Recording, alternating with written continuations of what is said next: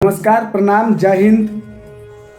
मनीष कश्यप की जो अभी गिरफ्तारी हुई थी हाल ही में, तो मनीष कश्यप के गिरफ्तारी के खिलाफ दिनांक 23/3/2023 को हम सभी सोशल मीडिया एवं जो भी फेसबुक या यूट्यूब चैनल चलाते हैं, जो भी स्वतंत्र पत्रकारिता में मदद करना चाहते हैं, जो भी पत्रकारों की आवाज़ को सरकार तक पहुंचाना चाहते हैं, जो भी सच्चाई दिखाने के लिए समर्थन करना चाहते हैं या सपोर्ट करना चाहते हैं, उन तमाम लोगों से आग्रह है कि आप लोग दिनांक 23/3/2023 को मनीष कश्यप के गिरफ्तारी के संबंध में एक दिवसीय एक दिन का बिहार बंदी को सफल बनाने में और जनता की आवाज़ को उठाने में, गरीबों की आवाज़ को दिखाने के लिए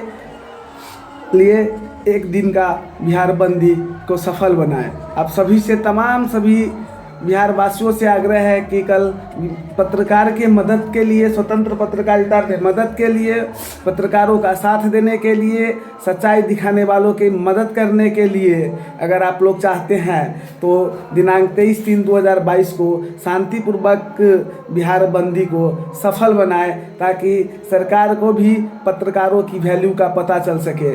आए दिन इतने दिन से बिहार में प्रिंट मीडिया, इलेक्ट्रॉनिक्स मीडिया वाले थे, क्या कभी ग्राउंड कवरेज, किसी भी तरह की ज़मीनी हकीकत, किसी भी तरह की ज़मीनी स्तर की कहानी कभी दिखाते थे?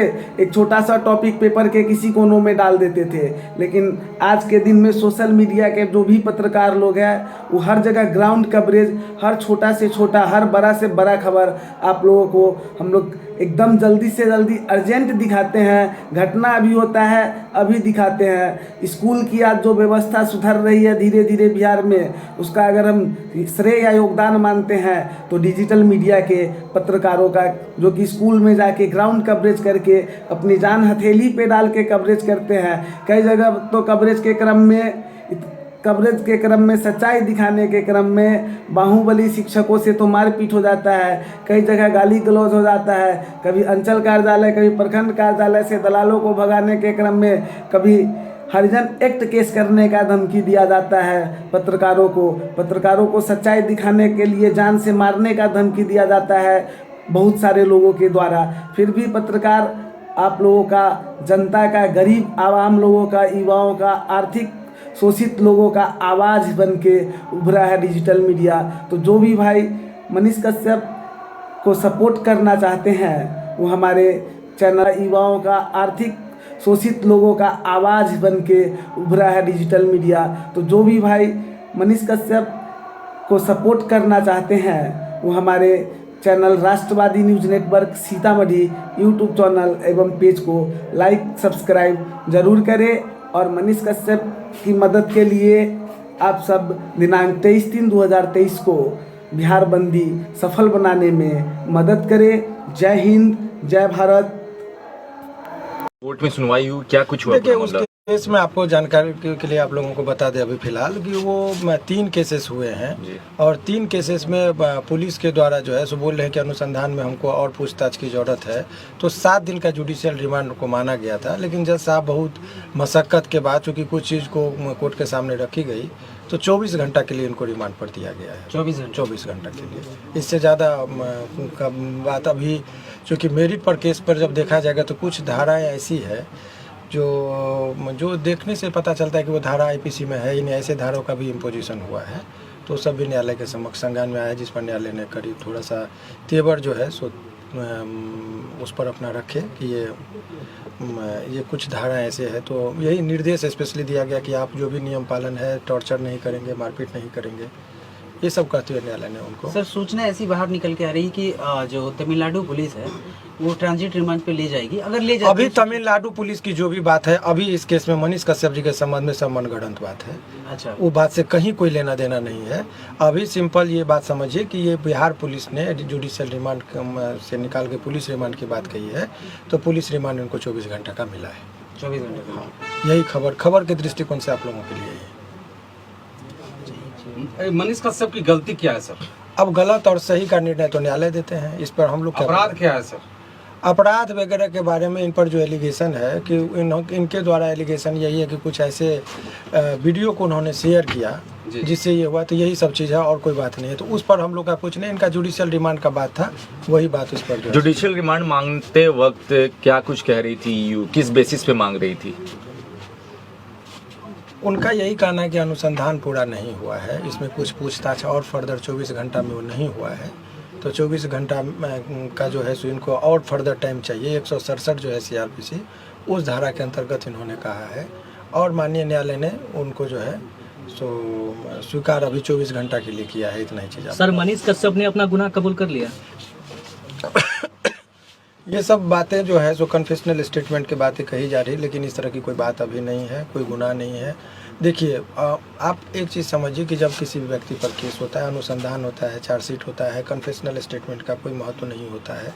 CRPC की इंडियन एविडेंस एक्ट का जो है उसमें एक चीज़ समझिए कि कन्फेशन बिफोर द पुलिस उसका कोई महत्व नहीं। तो कुछ कन्फेशनल स्टेटमेंट वो भी मनीष कश्यप ने अन्य लोगों की बातें कही जा रही है, लेकिन इनके द्वारा नहीं है। तो वो सब तमाम तरह का चीज़ है, जब वो चार्जशीट जमा होगा तब आप लोगों के लिए होगा।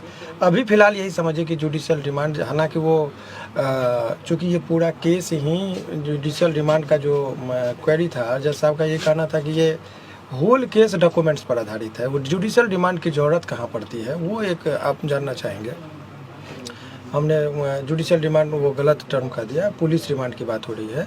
तो पुलिस रिमांड का ज़रूरत तब होता है जब कोई अनुसंधान में फर्दर पूछताछ की ज़रूरत है। मान लीजिए किसी ने हत्या कर दी, किसी ने हत्या कर दी और हत्या करने के बाद लाश को कहीं छुपा के रखा। अब वो व्यक्ति को गिरफ्तार हुआ, 24 घंटा में पता नहीं चल रहा है लाश वगैरह का। वो माने एक उदाहरण मैं दे रहा हूँ। ऐसे विकट परिस्थिति में लोग कहता है कि कुछ और रहेगा तो हमको कुछ साक्ष्य संग्रह हो जाएगा। इस केस में डॉक्यूमेंट्स पर आधारित केस है, सारा चीज़ एलिगेशन डॉक्यूमेंट्स पर है। यही है कि इन्होंने कुछ वीडियो वायरल किया जिससे दो राज्यों के बीच में तनावपूर्ण स्थिति हुई, ये एलिगेशन है। तो वो डॉक्यूमेंट्स है, वो सारा चीज़ ऑन रिकॉर्ड है।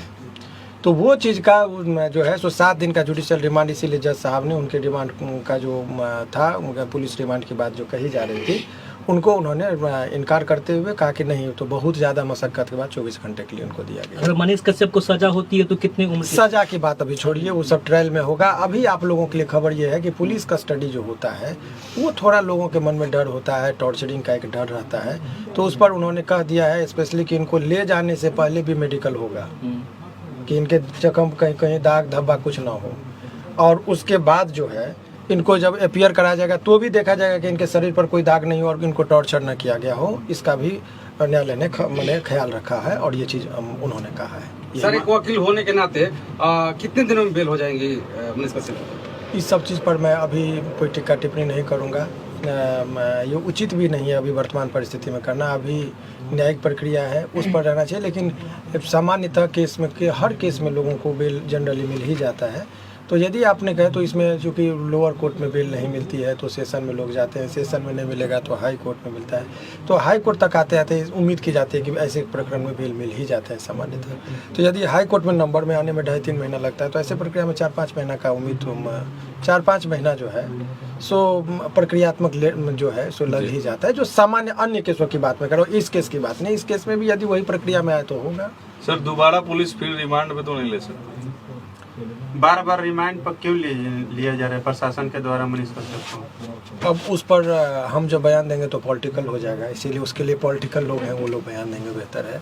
वो जो भी चीज़ है आप समझिए, पुलिस कह रही है कि हमारे पास रिक्वायरमेंट है, कानूनी रूप में यही कह रही है, लेकिन वो राजनीतिक रूप क्या है तो राजनीतिक पार्टी वाले लोग अपना बयान देंगे, आप उन लोगों से बयान लीजिए। मनीष कश्यप पर कौन कौन सा धारा लगा हुआ है?